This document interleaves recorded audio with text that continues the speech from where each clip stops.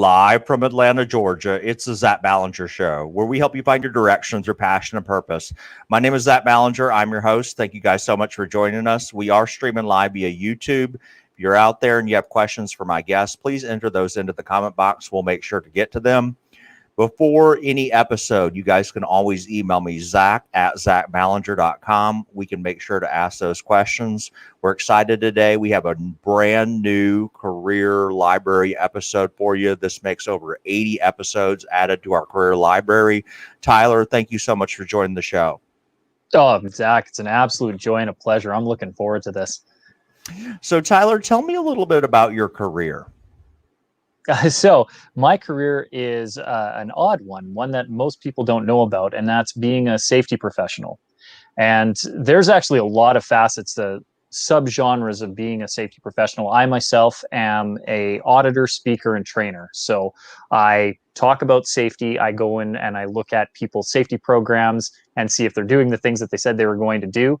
And then I get the extreme joy and pleasure to instruct various safety materials to clients and instruct classes on how to be safe and do the things that they want to do. Okay, so now when you say safety, so are you talking about, fire safety? Are we talking about, corporate security? What kind of specific safety do you mean? So that's a really good question. I mean, so for me, I specialize in general safety systems. So overall health and safety management systems. How does one put together an entire corporate directive that encompasses things like security, fire, hazard assessment, and how do we put that all together? How do we make it one homogeneous working unit? One of the things that I often instruct is that your corporate culture is your safety culture, and your safety culture is your corporate culture. A lot of times we try to silo these things and say one thing is one thing, but actually your entire system has to work together within your corporate values. So your corporate culture is your safety culture. That makes sense. So, like companies have different protocols for all different kinds of events that may happen in their building. So I'm assuming that's what you mean by general safety, just an all-encompassing approach, and you're kind of ahead of that. Yeah. So what I will do, part of my job when I'm facilitating the beginnings of a health and safety system, so when we're putting one together, we look at, first of all, what is the corporate directive? What is the commitment from the top to safety? What do they want to see in the safety program? What are the roles and responsibilities at the various levels, from senior management on down to the worker, including visitors and contractors? Then we look at what are the hazards in the workplace? What could come up and what is dangerous? What is the jobs that people do? And what are the various hazards present with those jobs? And then we come up with control measures. How do we make sure that what we're doing safely, and that the hazards we've identified are either minimized or eliminated? And then we look at other processes. So do we need to have a health and safety committee? What are we doing for emergency response? What statistics are we doing? How do we track and measure our program? What are we doing for inspections? What are we doing if something goes wrong, and how do we investigate that? What is our investigation protocol? What are we doing for emergency response? So do we have a fire drill in place? Do we know what to do in the event of a gas leak, earthquake, tornado? All of the various hazards that we've identified, the high hazard ones usually lead us to our emergency response. So it goes on and on and on. It's actually a fascinating puzzle and really an interesting vocation to get into, because there's so many facets of it. How did you get into this? Jumping out of windows. So for a while, I was an actor and a performer. I started in film and television when I was very, very young. Got into theater when I was 6, and film and television a little bit after that. And when I got into my early 20s, I used to do a lot of stunt work. And stunts was a fascinating and fun thing to do. I am by no means a stunt professional. I am an actor who used to do stunts, and I got to work with some incredibly gifted and talented stunt professionals. But one of the things that I specialized in when I was doing stunts was high falls. So jumps from about 30 to 60 feet into box platforms. And it was a really, really fun job. But when I retired from doing acting at 25, good 19-year career that I had, I went back to school. I got an engineering degree and started my own business. And when you start your own business, one of the things that usually you're mandated to do, whether legislatively or by a client, is to put together a health and safety management system. And so I had to go and learn all of this stuff about safety. And my first business, unfortunately, didn't go as well as the rest of the businesses that I put together. And it collapsed very rapidly. And a friend of mine reached out to me who was a much smarter businessman than I am and said, listen, I need a safety officer. And you have all this training that you took to get your safety protocols in place. If you take these 2 other courses, and I'll pay for them, you can be a national construction safety officer and go up and be my on-site safety guy. I said, okay, well, let's do that. So I took these other 2 courses, got my designation, and it's rapidly learned that the National Construction Safety Officer designation is just the low totem pole. There's so many other safety designations and so much more training that you can do as far as being a safety professional goes. But I got introduced to it that way. And I realized very rapidly that I knew a lot about safety because of the work that I had done in film and television, because of what I had done with stunts, that, engineering controls made sense to me. Administrative controls made sense to me. The PPE made sense to me. Why we put these systems together, and the importance of training, and the importance of having good communication. All of these things that we talk about in elements of safety, I already knew from film. And it was an instant translation. And then I am very lucky in that, having a performing background, I am able to articulate a lot of these concepts very easily to what is typically an unreceptive audience. People don't like talking about safety, right? If I'm going to have a safety meeting, this is the look that most people get when they get invited to it. So I like to bring a little bit of flair, a little bit of professionalism that they don't normally see, and make it engaging again. Such a fascinating, really, story about transitioning from a career to one to the other. I didn't know where you were going with that, with jumping out of windows, but that's a pretty fascinating transition there. Now, since you kind of touched on it, let me go ahead and ask that question. Let's say somebody out there is interested in this type of career. What kind of degree, certification do people need to begin to get into this line of work? That's a really good question. So the first thing is it really depends on where in the world you are. There are various standards, various certifying boards. So in the United States, there's OSHA, and that kind of dictates what health and safety looks like. And then there are various governing bodies that will cover it. So where I'm at, there are 13 certifying partners. There's various designations. For me, the main 2 that I deal with are the Alberta Construction Safety Association, which allows you to be a national construction safety officer. There's also a national certifying board, the CRSP, and the Board of Canadian Registered Safety Professionals. There's a very similar thing in the United States, which is certifying safety professionals.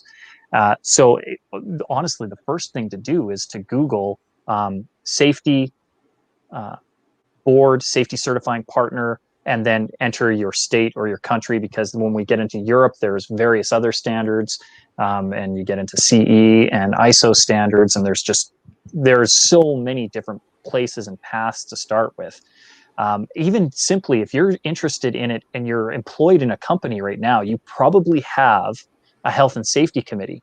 So even just starting with that, how do I get on the safety committee? How do I volunteer to learn some of this stuff? Because as part of being on a safety committee, you often need a base level of training. So then they provide you the training so that you understand some of these concepts up front. Awesome. Thank you for explaining that. What do you love about your job? I love that it has real world impact. I love that I can say that if I've done my job correctly, I have prevented an injury, I've prevented an incident, I could have potentially even prevented a fatality. People don't understand the devastating impact that a workplace fatality has, or even just a simple, you don't have to die. Like, it doesn't have to be a fatality, but any kind of incident can have long-standing effects. I know my father passed away when I was 6 years old, and it was work related in that he was fatigued after 10 days of 16-hour shifts and was in a single motor vehicle incident. And that changed my entire family's life overnight. My mom was a widower with a 6-year-old and a 2-year-old. Um, my father was an entrepreneur, and at the time he was starting a restaurant, and so they didn't quite have the right insurance in place. So, we didn't even have insurance as a safety net at that point. And that's just one. I think globally there's millions of fatalities every year.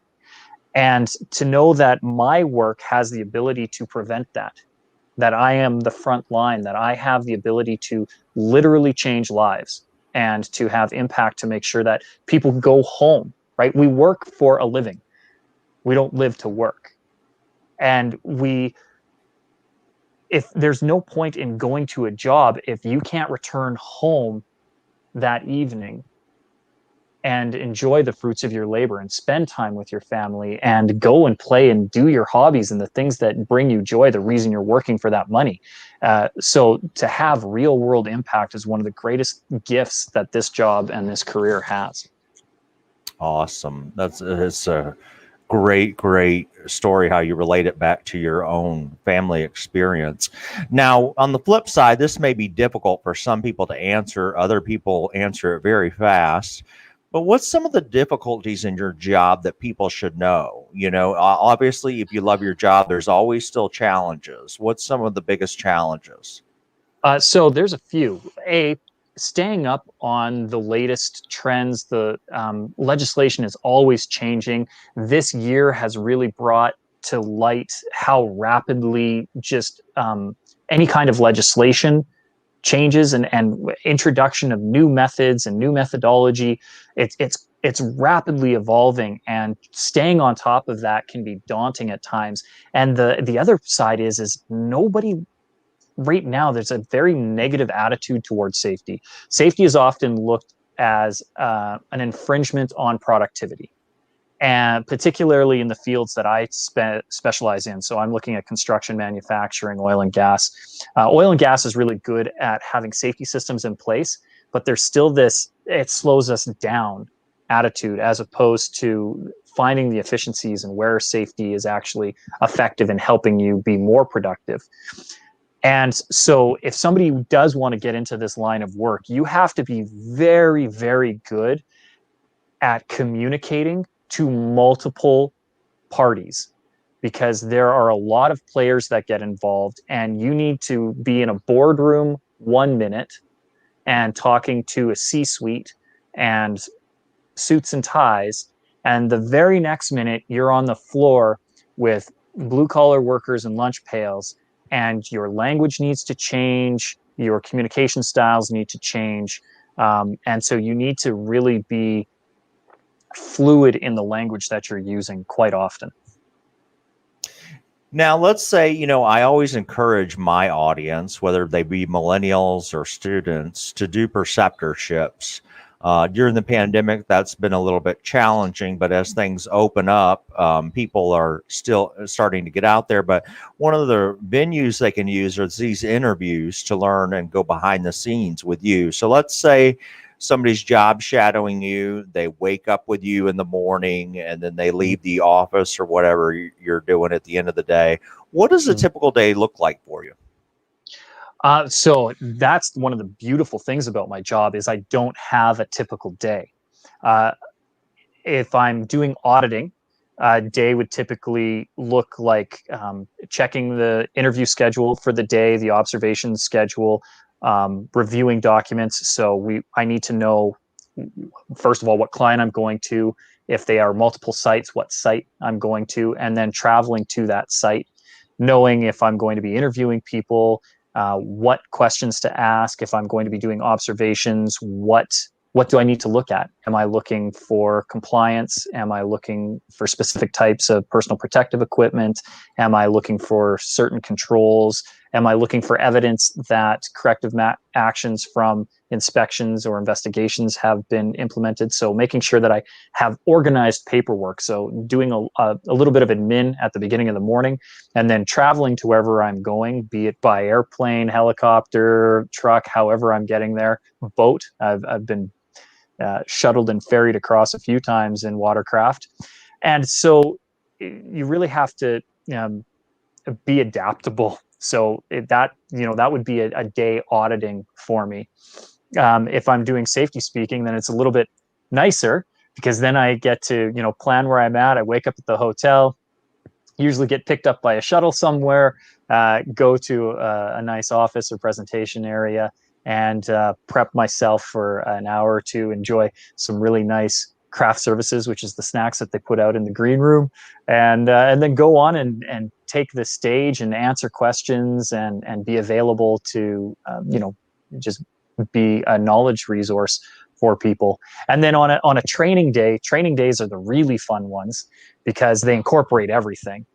And on a training day, typically you're getting to wherever your training facility is early in the morning, probably 6 or 7, prepping the room to make sure that all of the materials that you need for that training session are in place, whether those are workbooks or pens, pencils.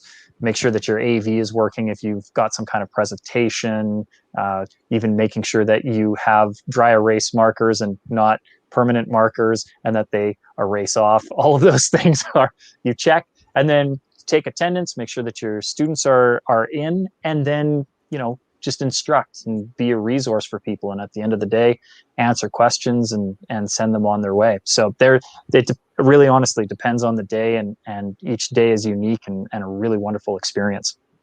No, you did a great job walking us through that. I know it's always challenging because, no matter who I interview, they always say, well, it depends on the day, but you did a really good job explaining what happens there.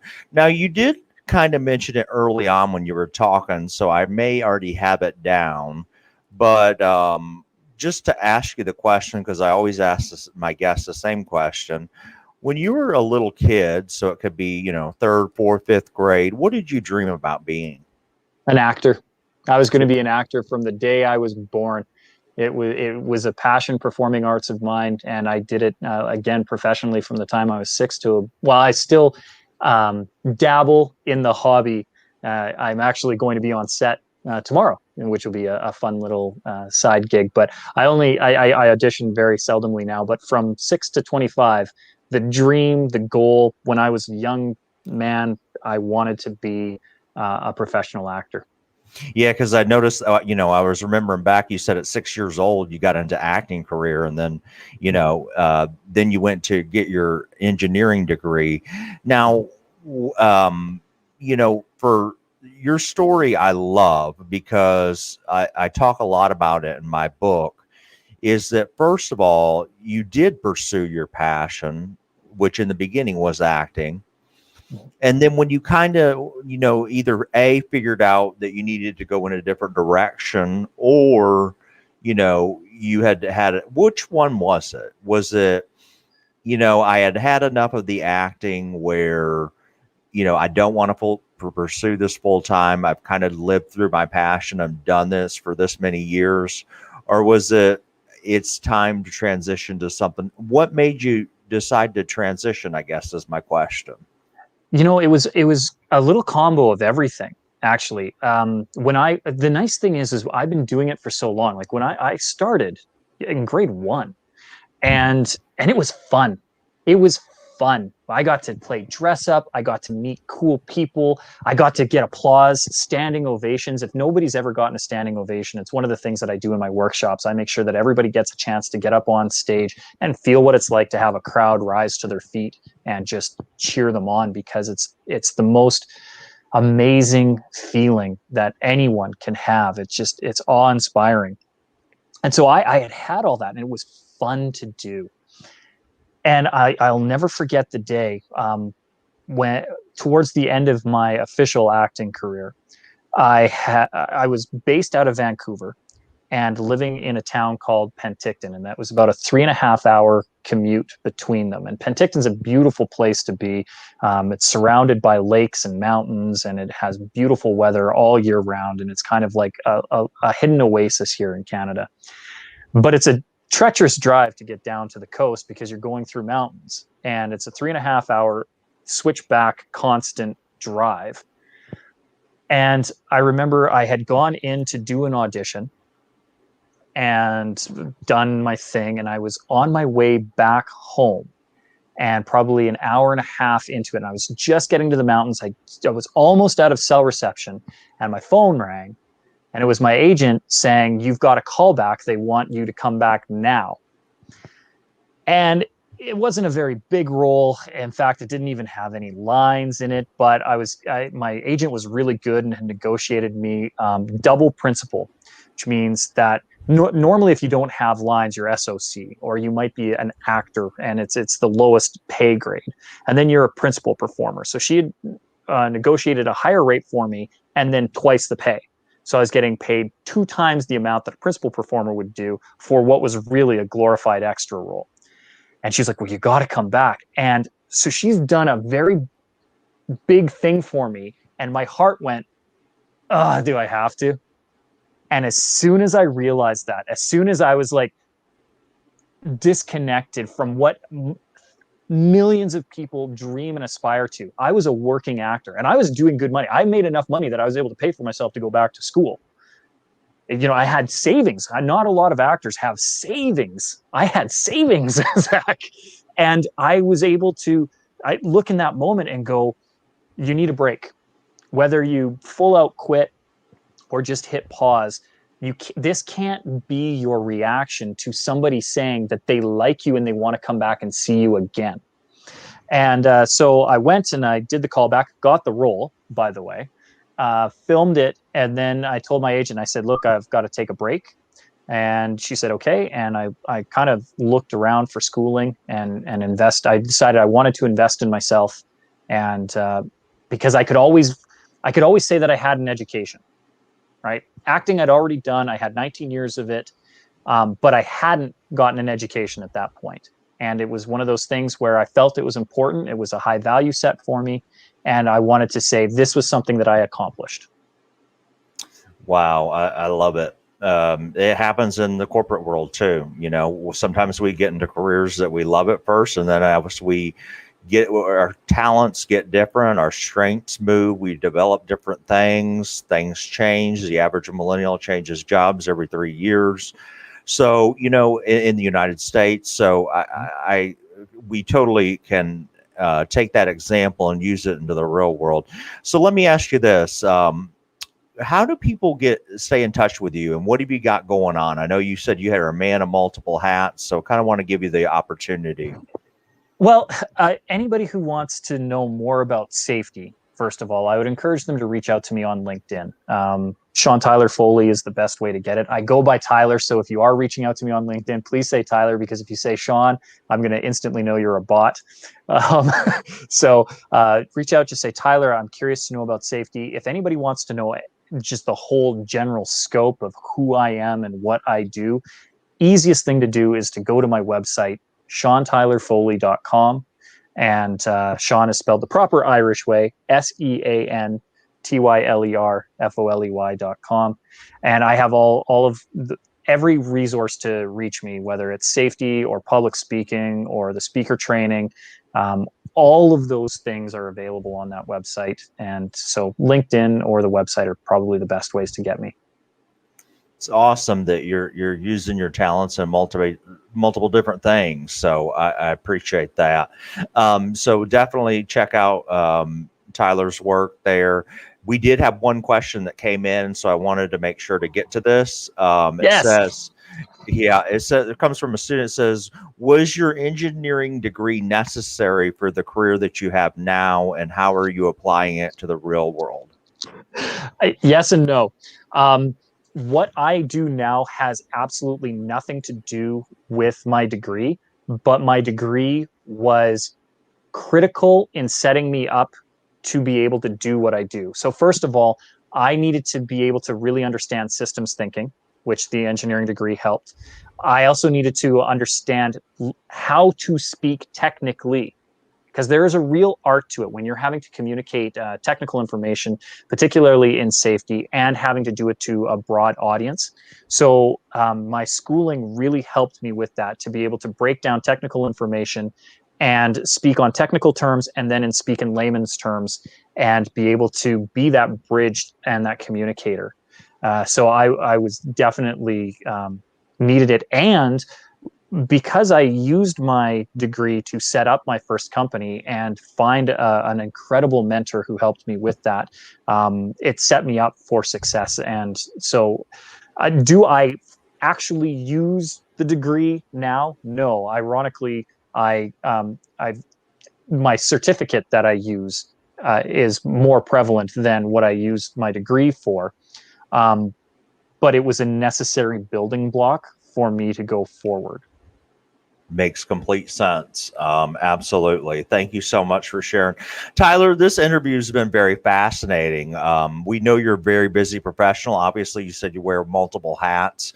We really do appreciate you coming on, being a part of the Career Library, sharing your experiences and your useful knowledge with our audience. And we just greatly appreciate your time. Well, it was a joy and a pleasure to be here. And if there's any way I can be of service, anybody can reach out to me at any time. Thank you so much. And guys, until next time, stay safe, and we will join you soon. Take